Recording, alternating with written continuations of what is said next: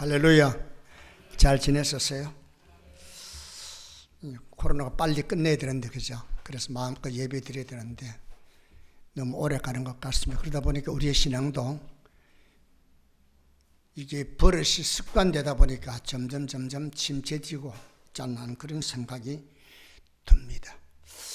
추석 그 주간이었죠. 19일이었으니까 지난달 19일인데 17일 날 해외 선교사로 일하시는 우리 목사님 한 분이 건강상 문제로 잠시 한국을 방문하게 되었습니다.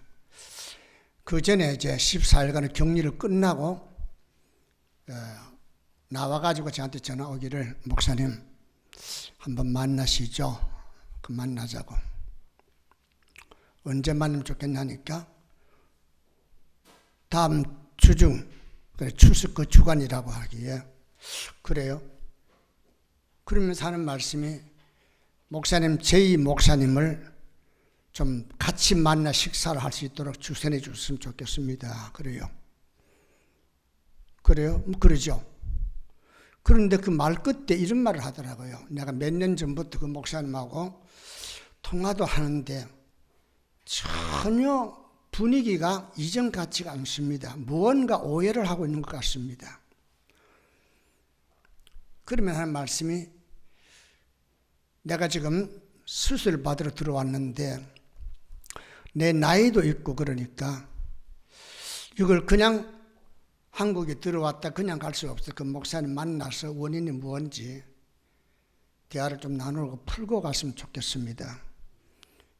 주위에 있는 목사님들을 이야기하면서 좀 주선해 달라 그러지만은 다들 그렇게 하지 못하는데 목사님은 할 것 같습니다. 그럽시다. 언제 만나면 좋까? 그래서 이제 제1할 목사님 전화를 했습니다. 그러니까 목사님, 내가 주일날 끝나고 3일 동안 가렵더라고 어디 가게 되었습니다. 그래요? 그리고 이제 24일인가부터는 이제 수술이 들어가니까, 그리고 이제 그 다음 주에는 또 선교도로 돌아가야 되니까, 그래서 제가 다시, 그러면은 내가 다시 연락드리지. 그래서 이제 목사님한테, 그러면은 두 분 다 설교가 정해져 있으니까 토요일 날 만났으면 어떻겠습니까? 그랬습니다. 토요일 날은 사실 목사님들이 누구 만나는 거 원치 않거든요. 근데 기회가 그것밖에 없었어. 그랬더니만은 양쪽 목사님이 좋겠다 해서 만났습니다.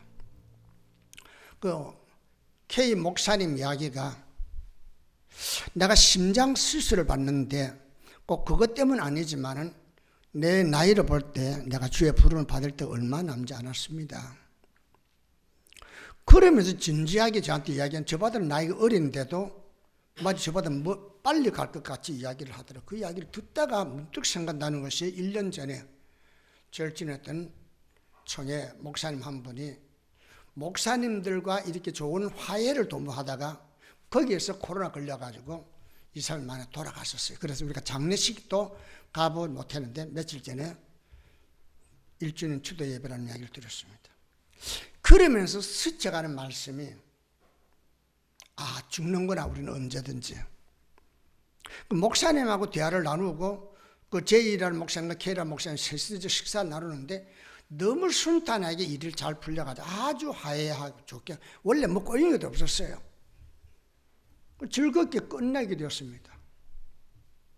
그러면 그때 그 말의 뉘앙스에서 제가 풍겨지는 것이, 죽는구나, 우리는. 근데 그 목사님도 그 진지한 모습으로 저한테 이야기하더라고요. 죽습니다, 우리가 한 번은. 그 죽기 전에 내가 풀이할 건 풀어야 되겠습니다. 그런데 내가 국내에 있지 않기 때문에 자주 못 뵈니까 이번 기회에 풀지 않으면 안 될 것 같습니다. 보니까 뭐 별로 풀 것도 없어요. 그런데 목사님이 흔쾌히 만나서 대화를 풀고 수술 잘 끝나서 자기 임재로 떠났습니다. 그러면서 제가 계속 기도할 때마다, 한 번은 죽는다, 너는 죽음 준비되어 있는가, 이 말씀이 계속 저한테 오게 되고, 그래서 이 히브리서 9장 있는 이 말씀이 자꾸 떠오르더라고요. 그래서 제가 이 말씀을, 하나님, 죽음에 대한 이야기는 별로 하고 싶지 않는데요 하는 그런 생각이 들지만은 들을 사람이 있다. 하라는 거예요. 그래서 이 말씀을 전하게 됩니다. 한번 따라할까요? 어느 누구도 피할 수 없는 운명적인 날들. 한 농부가 밭에 소출이 풍성해지자 마음이 들떠서 곡식을 쌓아둘 창고를 늘리면서 나름대로 당돌하게 미래에 대한 꿈과 계획을 스스로 노래합니다. 나는 이렇게 창고를 늘리고 이렇게 사업을 늘려 나가겠다고 그렇게 자기 나름대로 큰 포부를 스스로 이제 독배하고 있죠. 그런데 그때 하나님께서 말씀하기를 어리석은 자여 오늘 밤에 내 영혼을 도로 찾으려니 그러면 내가 준비한 것이 누것이 되겠느냐 라고 하나님께서 반문하고 경고하는 그런 말씀이 있죠.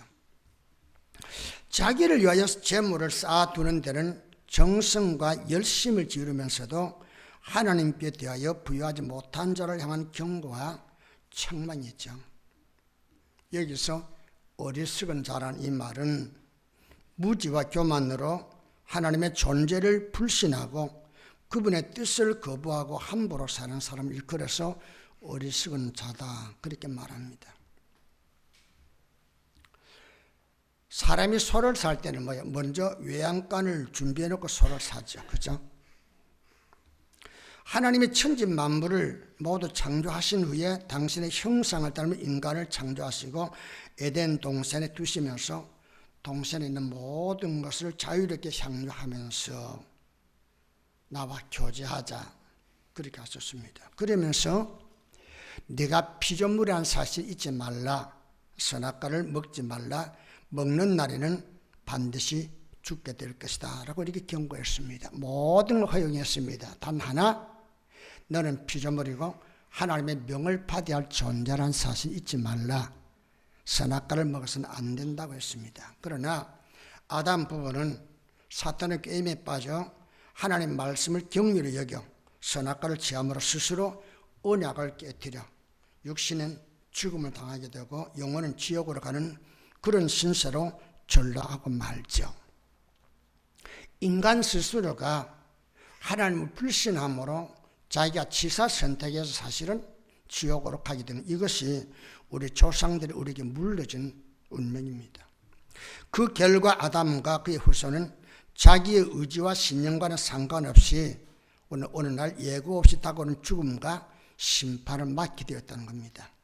그런데 많은 사람들이 이 죽음과 심판이 아주 멀리 있는 줄 알지 내 바로 앞에 있다는 사실을 아무도 모르고 있다는 겁니다. 성경은 이 피할 수 없는 날이 오기 전에 반드시 구원을 받아야 한다고 경고하지만은 많은 사람들은 이 날을 무시하고 부인하면서 함부로 살아갑니다. 노세노세 젊어서 노세 늙어지면 못 노나니 그러면서 놉니다. 내 사전에는 죽음은 다가오지 않는 것처럼 아직도 내가 나이가 젊기 때문에 이렇게 말합니다. 그런데 공동무주에는 나이 많은 사람들만 들어가는 게 아니고 어린 아이의 묘지도 있습니다. 제가 제천에 사역할 때 개척한 교회가 어린 아이들 공동무주에 세웠어요. 그러다 보니 이제 겨울에 이제 교회를 헌당을 했는데 겨울에 이제 건축을 하다 보니까 이게 봄 되면 이제 날씨가 풀리면서 좀 내려앉잖아요. 그러니까 뚜둑 이렇게 소리가 나니까 새벽에 왔던 사람들이 애기 매장지라서 애들의 울음소리 들린다는 거예요. 절대 그런 일이 없는데도 그렇게 하더라고요. 애들의 무덤이 거기 많이 있었어요. 죽음은 누구에게나 다가온다는 것이죠. 영적으로 사는 인생의 60만을 위해 소출의 풍성함을 비축하면서 영혼에 대한 무지로 하나님을 의식하지 않고 죽음과 심판의 날을 잊어버리고 산다면은 이런 사람을 일컬어서 하나님은 어리석은 자다 그 말이에요. 마땅히 알아야 할 것을 알려고도 하지 아니하고 알지 않은 채 그냥 넘어가려 하는 그 심보를 일컬어서 어리석다고 이렇게 말하는 겁니다. 왜 어리석은 자라고 이렇게 오늘 인생들에게 이야기하고 있을까요? 인생은 누구나 한 번은 반드시 죽는 날이 오고 있기 때문입니다. 여러분, 언제인지는 모릅니다. 너는 언제든지 죽음은 내 앞에 있다는 사실 인식하며 살아가야 됩니다. 그래야만이 경건한 삶으로 나가게 됩니다. 이것이 무너져 버리면 그야말로 오늘 눈앞에 전개되고 있는 조건과 환경에 내가 매료되어서 함부로 살아가게 되죠. 그러다가 일시적인 쾌락을 쫓다가 영영 불타는 지옥으로 떨어지는 그런 경우가 있을 수 있다. 그런 이야기죠. 27절에 한 번 죽는 것은 정해진 것이요. 치사 선택이 아니라 피할 수 없는 정해진 것은 이건 뭐요? 하나님께부터 온 죄의 결과라는 것이죠. 죽는 것은 하나님이 정하신 것이기에 어느 누구도 피할 수가 없다는 사실을 시사하고 있죠.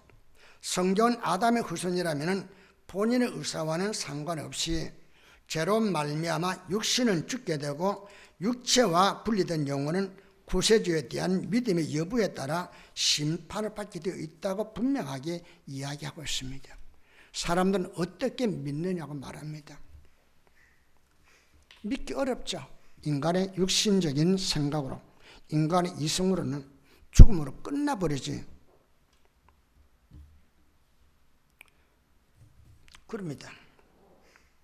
사람은 죄를 지어서 죄인이 아닌데도 사람들은 내가 죄를 지으니까 죄인이가, 그러니까 내가 죄를 안 지으면 나는 뭐요?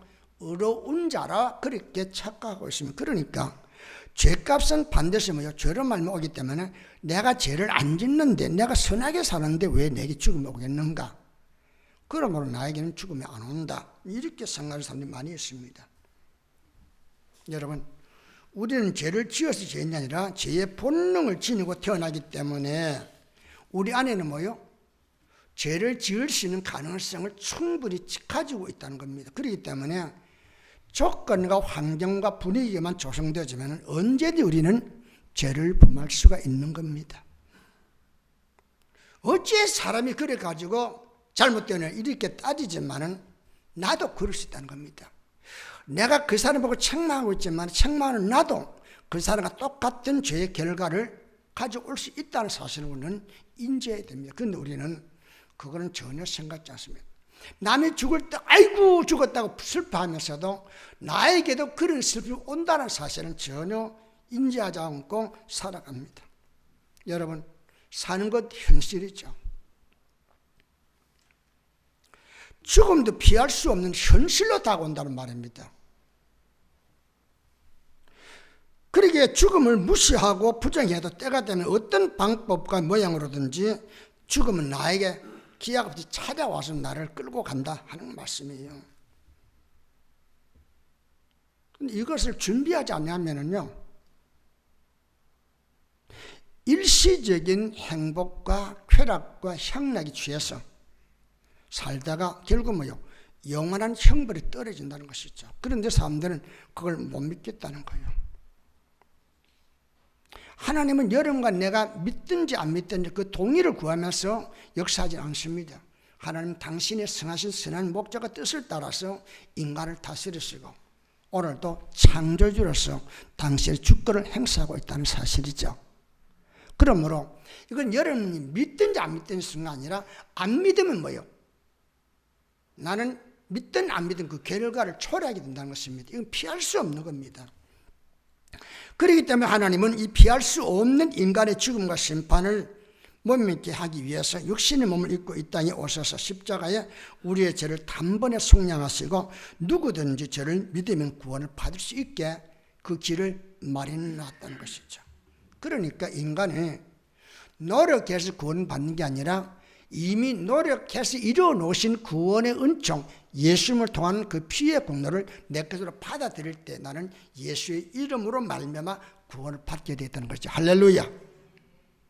그러므로 예수를 믿어야 죽음을 이길 수 있는데 믿지 않고도 죽음을 이길 수 있고 믿지 않고도 자기가 좋은 어디 극락에 간다고 이렇게 생각하고 있으니 이걸 뭐요? 하나님은 어리석은 자라 그렇게 말하는 것이죠.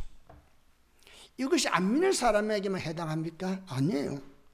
얼마든지 믿는 우리에게도 목사님 죽을 준비하셔야죠. 이 사람은 가봐야 알지. 훌륭한 부흥 강사님이 마지막 죽을 때 그렇게 죽었다 해서 얼마나 한동안 말이 많은지 모릅니다. 목사도 그럴 수 있다는 것입니다. 두 번째로는요, 인생은 죽음으로만 끝난 게 아니라 죽으면서 하나님 앞에 심판을 받게 되어 있다는 것입니다. 그냥 죽음으로 끝나버렸다면 참 깨끗하게 좋겠는데 그렇지가 않다는 데 문제가 있다는 겁니다. 왜 예수를 믿습니까? 죽음으로 끝나지 않고 죽음 후에도 내세가 있기 때문에 믿지 않고는 안 된다는 것이죠. 27절은 뭐라고 말합니까? 그 후에 심판이 있으리니. 누가 한 말이에요? 하나님이 하신 말씀이라는 것이죠.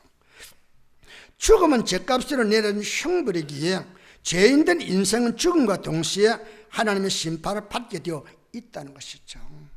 이건 거절할 수 없는 거란 말입니다. 여러분, 죄를 지으면 재판받고 감옥에 가잖아요. 죄인된 우리도 심판받고 죄 유무에 따라 내세가 결정되는데 천국이든지 지옥이든지 결정된다는 거죠. 그래서 사람들은 이것을 부정해 보려 합니다. 기독교가 위대해지고 우리들에게 겁을 주어가지고 예수 믿게 만들려고 없는 천국도 만들고 영생도 만들어서 이렇게 우리에게 가르친다, 그렇게 말합니다. 과연 그럴까요? 누가복음 16장에 보면 세상 재미에 빠져 전도자의 말을 무시하고 하나님 없이 함부로 살던 부자도 죽었고, 그 집 문간에서 거짓 노릇을 하면서도 전도자의 말을 믿고 예수 믿고 살던 거짓 나사를 죽어 장사자가 되었다 그랬습니다. 그러니까 부자도 죽고 가난한 자 죽더라 이 말이에요. 건강한 사람도 죽고 병든 사람도 죽을 때가 있다는 거예요. 부자는 화려한 장례식을 거쳤습니다. 부자로 인해서 얼마나 많은 사람들이 혜택을 누렸겠어요. 혜택을 누린 사람들이 찾아와가지고 얼마나 그의 장례식을 화려하게 장식했겠어요. 그런데 그의 영혼은 육체가 무덤에 들어가는 순간 분리되어 지옥으로 갔다라고 분명히 성경 말합니다. 목사님 그거 어떻게 믿을 수 있어요? 다른 걸 다 믿을 수 있는 그것만 못 믿겠대요. 그럼 성경을 어떻게 믿어? 부분적으로 성경을 믿는다면, 믿을 수 있다면 어떻게 성경이 영감되었다고 믿을 수 있겠냐 말입니다. 내가 안 믿어지도 하나님 말씀은 액면 그대로 믿어야 되는 것이죠. 이건 절대적인 신앙이에요. 하나님 너무하십니다. 어디 당신이 뜻대로만 우리를 끌어가면, 그래, 그분은 창조주란 말이에요.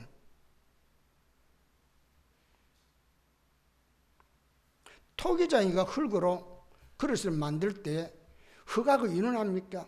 내가 너를 이렇게 만들게, 이렇게 쓰여지게 하면 그렇게 합니까? 만들어서 그냥 내보내면은 그릇을 그대로 사용당하는 것이죠. 인간도 마찬가지라는 것이죠. 그릇 대해서 그냥 인간을 질그릇과 같은 존재를 만들, 그건 아니란 말이에요. 인간은 인격자로 만들었습니다. 자, 거지는 어떻게 해요? 초라하게 땅에 묻혔습니다. 자, 장례식 절차 봐요. 너무 차이가 나잖아요. 그죠? 그래, 죽을 때에 부자처럼 죽고 싶다. 누구나 그렇게 생각할 거예요. 그런데 죽음 후에 다음 세계는 어떻게 전개됩니까? 나사로는 천사들이 이끌려 천국으로 인도함을 받습니다. 하나님께로부터 온 영혼은 소멸되지 않기 때문에 심판을 받고 지옥에 떨어진 부자는 목이 말라 고통 가운데 몸부림치다가 보니 건너편의 천국에서 아브라함 품에 안겨 행복을 누리고 있는 나사로를 보게 되면서 기절을 초풍하죠.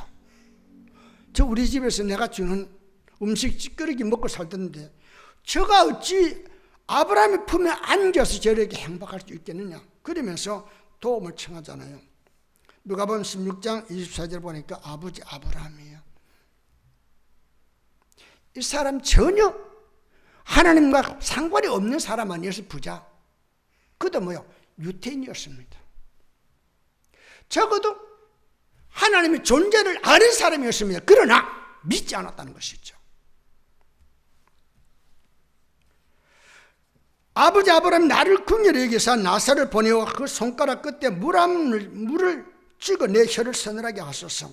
내가 이 불꽃 가운데서 괴로워하나이다 하고 갈증을 하면서 호소합니다. 제발 물 한 방울, 물을 한 삽을 담는 게 아니라 물 한 방울. 이거는 뭐야? 한 방울 들어가는 순간 더 심한 갈증으로 다가오는 거예요. 그런데 오죽이나 힘들었으면 그렇게 하소연할 수 있겠냐 말이에요. 그런데 우리는 다 이런 이야기를 마치 강 건너 불난집 구경하듯이 우리는 그렇게 생각하고 있잖아요. 예수 믿어라. 그냥 다 쓸데없는 이야기라는 것이죠. 이렇게 설교를 해도 그래, 목사님 그렇게 믿어. 난 내 방식대로 믿겠습니다. 그런 사람도 없잖아요. 있잖아요. 그가 호소할 때 아브라함이 뭐라 말합니까? 심판을 통해 결정된 천국과 지옥은 왕래가 불가능하고 한 번 정해지면 바뀔 수 없는 장사라고 일러주면서 구원받을 기회는 살아 생전에만 존재하는데 내가 그 기회를 잃었다는 거예요.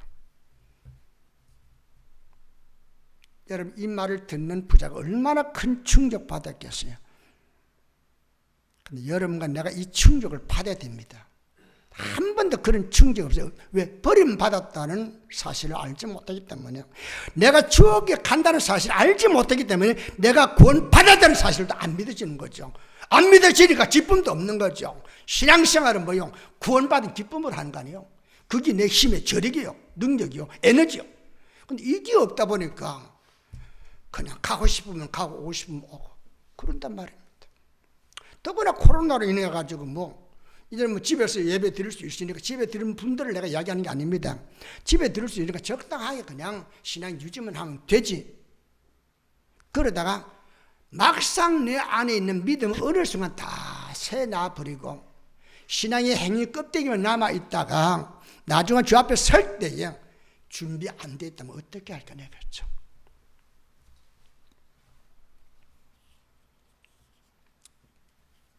심판이 없다고 함부로 살아온 부자는 생전에 예수를 거절한 까닭에 지옥불의 고통을 당하게 되었다고 탄식을 하죠. 그러면서 아버지 아브라함이요, 그렇다면 나는 이왕 이곳에 왔지만 내 형제는 아직도 버젓이 살아있습니다. 그러니 죽은 나사로를, 우리 형제를 잘 아니 그를 다시 살려서 내 형제들을 보내가지고 지옥에 있는 내가 나사로를 보냈다고 나사로 가서 설명해주고 죽은 후에는 지옥이 있다는 사실을 설명하고 제발 내가 온 이곳에 오지 않게 해달라고 그렇게 절실하게 이렇게 부탁을 하잖아요. 그러니까 아브라함이 말하기를 죽은 자가 살아서 가도 안 믿는 자는 안 믿어. 이미 이 땅에는 모세와 선지자 같은 주의 종들이 있고 그리고 전도자들이 있어서 복음을 전하고 있는데 그들의 말을 듣지 않는다면 설상 나사로가 내가 니네 집에서 얻어먹는 거지인데 내가 천국 가서 내가 지옥을 보니까 거기 있는 너 형님을 내가 보고 형님 부탁을 내가 왔다 이렇게 말해도 안 믿을 자는 안 믿는다 그렇게 말씀하죠. 이런 번듯한 사실이 있기 때문에 믿어야 되는데 믿어야 할 걸 안 믿으니까 하나님께서 말하기는 뭐예요? 어리석은 자라 그런다는 것이죠. 그런 자 안 되기를 주의 이름으로 축원합니다. 예수 믿는다고 믿어요. 제대로 믿으면 되는데 제대로 안 믿고 믿는 사람이 있잖아요. 그 다음에 세 번째는 뭐예요? 예기치 못한 날에 예수님의 재림을 맞게 된다는 것이죠. 28절에 그리스도께서 구원에 이르기 위하여 죄와 상관없이 자기를 바라는 자들이 두 번째 나타나시리라. 두 번째 오신다고 했잖아요. 예수님은 마태복음 24장 42절에서 깨어 있으라 어느 날에 너희 주가 임할는지 너희가 알지 못함이라. 44절에 너희도 준비하고 있으라 생각하지 않은 때 인자가 오리라. 이어서 열처녀 비유를 설명하면서 25장 13절에는 그런즉 깨어 있으라 너희는 그 날과 그 때를 알지 못하느니라. 누가 한 말이에요? 바울이 한 말이에요? 베드로가 한 말입니까? 아니요. 직접 예수님이 하신 말씀이에요. 그리고 천사들은 예수님의 승천을 보고 있는 성도들에게 말하기를 갈릴리 사람들아 어찌하여 서서 하늘을 쳐다보느냐 너희 가운데 하늘로 올려오신 이 예수는 하늘로 가심을 본 그대로 오시리라. 사도행전 1장 11절에 분명하게 말씀합니다. 예수님의 재림하는 걸 본다는 것이죠. 살아있을 때 예수님 오신다면 산채로 하나님께 들림을 받고 주를 맞이하겠지만 만약에 우리가 예수님 오기 전에 죽은 자가 되어서 육신이 땅에 묻히고 우리 영혼이 하늘나라로 갔다면 그때는 다시 우리가 예수님 올 때 육체와 영혼이 결합되어서 주님을 맞이하게 된다 그랬습니다. 주를 향한 우리의 관심과 상관없이 주님은 작정된 때에 오게 된다는 것이죠. 여러분과 내가 믿으니까 믿을 때 오고 안 믿으니까 피해서 오고 그지 않다. 주님의 작정 때에 이 오심은 아들도 모르고 아무도 모르고 오로지 아버지만이 아는 사실이라 그렇게 말하잖아요. 그러니까 준비되지 않은 사람 뭐요? 맞이할 수 없다 그런 이야기죠. 말씀과 기도로 준비되어 있지 못한 상태로 주님을 재림을 맞으면 구원받을 기회를 영영히 잃게 됨이 자명하기에 깨어 있으라고 하시는 겁니다. 그냥 잠자지 말고 맨날 철회하자 그 이야기가 아니죠. 신앙으로 깨어 있으라는 것이죠. 언제든지 주님과 동행하는 마음 자세, 주님의 말씀에 귀 기울이고 주를 신뢰하는 그런 삶을 살라 그런 말씀이죠.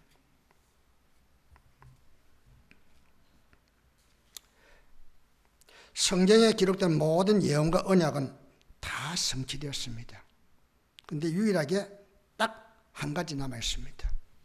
그게 뭐예요? 예수님의 재림이죠. 여러분과 내가 개인적으로 맞이할 것은 뭐예요? 죽음과 심판이 남아 있습니다. 여러분과 내가 언제 어느 때든지 죽습니다. 죽음과 동시에 심판이 기다립니다.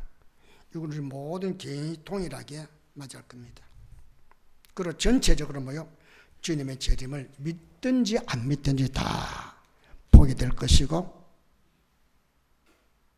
그때 영생을 얻을 자와 그러지 못할 자로 구분된다는 것이죠. 오늘날 하나님의 말씀과 재림신앙의 적 그리스도와 거짓 선지자들로 인해서 불신과 조롱과 해방을 받고 있습니다. 그러다 보니까 참신한 목회자가 외치는 말도 저것도 위험하지 않나. 그래서 의심을 하게 되니까 얼마나 많은 하나님의 말씀이 제한을 받고 방해를 받고 있는지 모른단 말입니다. 그러나 분명한 것은 하나님의 정한 때가 되면 죽음과 심판 그리고 예수님의 재림은 순간적으로 다가오게 할 것이라는 것이죠. 그날과 그때를 숨기고 있지만 반드시 이루어진다 그런 말씀이죠. 그러므로 주님 앞에 설 날을 준비해야 된다는 것이죠. 제 나이가 되다 보니까 우리 집사님 계십니다만 아무래도 이제 죽음이 젊은 여름보다 가깝죠. 자주 생각합니다. 또 저 독립에 맞는 친구들도 항상 뭐요? 자, 우리 잘 죽자. 그런 이야기 하잖아요. 어떤 분이 조덕기 목사님이 죽었다 그러니까 땅을 치며 통곡하면서 우는 목사님이 있었다면서 어제 그저께 어떤 목사님 저한테 연락을 했어요. 왜 그러냐니까 그 목사님 그렇게 죽을 줄은 몰랐다는 거예요. 그럼 제 마음에 그렇게 울고 있는 너도 죽을 때가 있다는 것이죠. 잘못돼 가고 있어요. 그 사람은 지금. 조덕기 목사 죽는 것도 불쌍하면서 자기 죽음에 대해서는 생각하지 못합니다. 얼마나 나중에 후회할까 하는 그런 생각을 갖습니다. 그러므로 그날과 그때를 숨기고 있지만 반드시 이루어진다는 것. 항상 마음에 새기며 살아가야 됩니다.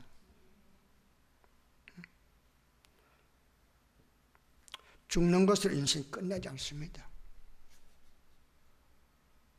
죽는 것으로 끝난다면 저도 몇 번 죽었을 거예요. 살기 싫어서. 죽는 것으로 끝난 게 아니라 죽음이 또 다른 세계가 있으니까 비록 육신은 고달파도 더 나은 하늘나라가 있기 때문에 그 세계를 바라보고 참고 인내하며 여기까지 올 수 있는 것이죠. 죽음과 동시에 심판 그리고 예수님의 재림이 예기치 못한 순간에 다가올 텐데 내일은 내 날이 아닐 수 있기 때문에 신앙생활 내일 미루지 말라 그런 말씀이죠. 영상을 보는 우리 귀한 성도님들 가능하다면 주일날 교회 나오세요. 집에서 예배 드리는 거 틀렸다는 게 아니라 잘하는 겁니다. 그러나 가능하다면 건강하기 때문에 건강할 때 잘 믿어라 그 이야기입니다. 건강할 때 제가 할 말이 참 많습니다. 잘 먹을 수 있는 게 얼마나 복인지 여러분 몰라요. 숨 잘 쉰다는 거 얼마나 귀한지 모릅니다. 잘 볼 수 있다는 것, 잘 들을 수 있다는 것, 말 잘할 수 있다는 것, 잘 걸을 수 있다는 것, 손을 움직일 수 있다는 것, 심지어 소대변 자유롭게 할 수 있다는 것, 잠 잘 잘 수 있다는 것도 하나님의 복입니다. 그 복된 삶이 내게 왔을 때에 가능한 열심히 신앙생활을 하라 그런 말씀이죠. 가족, 형제, 친지, 친구, 이웃들 살아생전에 좋은 관계 유지하세요. 맺힌 담과 원한 때문에 내가 전혀 무시하고 하나님께 가지만 하나님께서 말씀하기를 나한테 찾아오기 전에 먼저 형제와 화해하고 그러고 난 뒤에 내게 오라고 주님 그렇게 말씀하셨습니다. 근데 우리는 이걸 무시하잖아요. 내가 하나님만 아니요.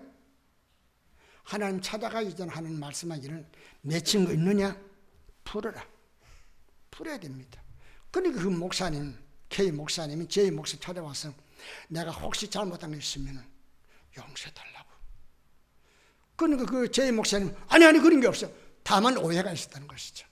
어떤 신부로만 장로님이 중간에서 이간질해가지고 목사의 강제를 누르면 그게 4, 5년 동안 그렇게 했으면 목사님들의 세계 얼마나 암울하게 만들었냐면 왜 진작 좀 만나지 관계가 이루어지지 왜 지금까지 5년 동안 지금까지 얼마나 그렇게 힘들게 지내왔는가 분하더라고요. 뭐 진작 그럼 나한테는 이야기하지. 여러분 그게 풀어져야만 주님 만날 때 내가 죽을 때도 편하게 죽을 수 있고 심판을 받을 때 떳떳이 주 앞에 나갈 수 있고 주님 맞을 때도 쉽게 맞을 수 있는 거예요. 그게 안 되면은요 계속 그게 내 앞을 가로막는 거예요.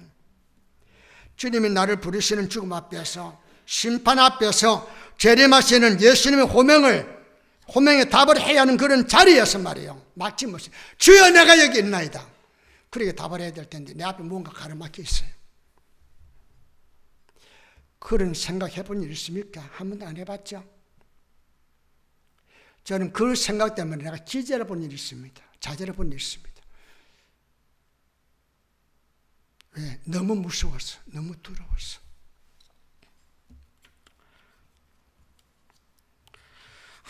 아무런 막힘없이 아멘 주 예수에 어서 오시옵소서. 시골에 저한테 흉빨되는 분이 부산에서 신앙생활 해요. 그 아버지가 손장님이라고 주 예수에 오시옵소서 늘 그렇게 기도하던 분. 그 집사님 기도할 때마다 주님 지금 오시면 안 됩니다. 내가 이제 그렇게 막 받아치면서 기도할 정도였는데 그분의 아들이신데 요 목사 내가 늦게 철들어가지고 내가 교회 청소를 내가 또 못한다. 지금 81 돼요. 매일 카톡이 와요. 그러면서 힘들잖아. 굳은 일이지. 하나님 나 같은 죄인을 불러서 구원받게 해주셨으니까. 그분 이야기 그래요. 큰 부산 큰 교회에 있었는데 목사와 장로끼리 싸움이 벌어졌을 때 자기가 장로 편을 섰대요. 그래서 그 교회에서 몰려나 다른 교회 다녔는데 그게 별로 안 좋았던 것 같아요. 내가 목회자 편에 서 있어야 되는 장로 편에 서 있다가 이꼴되지 않는 그래서 엄청나게 손해를 본 거예요. 부산 자갈치 시장에서 경매했던 사람이 돈을 얼마나 잘 벌었는지 몰라요. 그러면서 내가 우리 목사님 찾아가서 목사님 나한테 적합한 봉사는 내가 우리 교회 화장실 청소하는 건 내게 가장 적합한 겁니다. 그건 나한테만 주세요. 내가 지금 그렇게 섬기고, 이게 내 자랑이 아니라 그것도 나는 너무나도 가분해서 그런 이야기 하더라고요. 제가 그분 보고 당신 아버지가 주 예수의 옷이 없어서 이렇게 했는데 당신은 진짜 주님 옷이 없어서 해도 되겠다는 생각이 들어서 잘합니다. 잘하는 겁니다. 정말 훌륭한 일 하시네요. 그랬어요. 사랑하는 성도 여러분, 말씀을 끝맺습니다. 여러분에게 어떻게 살라 그 얘기 아니라 지혜로운 삶을 살아갔으면 좋겠다. 그런 이야기입니다. 언제 어느 때 주님 오실지 모르지만, 언제 어느 때 내게 죽음이 다가올지 모르지만 정갈한 모습으로 마치 신랑을 맞이할 그런 정조 있는 그런 신부의 모습을 취하고 있다가 부르실 때 내가 여기 있나이다 하고 그렇게 들림 받을 수 있다면, 그렇게 죽을 수 있다면 오늘 새벽에도 그렇게 부르셔서 하나님, 이 설교를 언제 또 할지 모릅니다. 어쩌면 내게 마지막 유언일 수도 있는데 내가 설교를 얼마나 잘하는지 모릅니다. 하나님 하라니까 내가 합니다. 그러나 이 설교가 온 성의 가슴의 내리에 팍 박혀가지고 뒷길로 갈 때마다 내 앞에 있는 죽음을 생각하면서 다시 한번 주님을 붙잡을 수 있는 그런 계기가 되었으면 좋겠습니다. 주님, 나를 불쌍히 여겨주셔서 그렇게 기도하고 나왔습니다. 사랑하는 성도 여러분, 예기치 않은 어느 날 여러분과 나에게 죽임이 올 겁니다. 심판대 앞에 설 겁니다. 그리고 또 어느 날 주님의 재림을 맞이할 겁니다. 그때 정말로 기다렸듯이 나의 호명 부를 그때 주여 내가 여기 있나이다 들림받는 그런 성도 되기를 주의 이름으로 축원하면서 이 말씀을 마칩니다. 기도합니다. 하나님, 언제일지 모르지만 우리에게 죽음이 다가올 날이 있을 겁니다. 그때에 우리는 또 심판을 겪게 될 것입니다.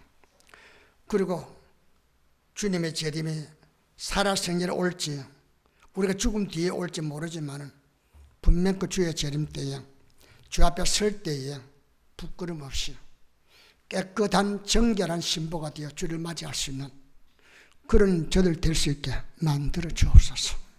하나같이 오래 살려고 합니다. 건강하게 살려고만 합니다. 그러나 어떻게 살다가 어떻게 주님 앞에 가야 될지는 생각하지 않고 살아가는 사람들 너무 많이 있습니다. 행여나 우리 성도 가운데 어리석은 자라는 그런 말을 주께로부터 들을까 두렵사오니 하나님, 오늘 말씀 들은 모든 성도 개개인의 심령 가운데 이 말씀이 잘 받친 못처럼 되어 저들의 삶을 아름다운 믿음으로 이끌어가는 그런 계기가 꼭 되게 만들어 주옵소서. 예수님 이름으로 기도합니다. 아멘.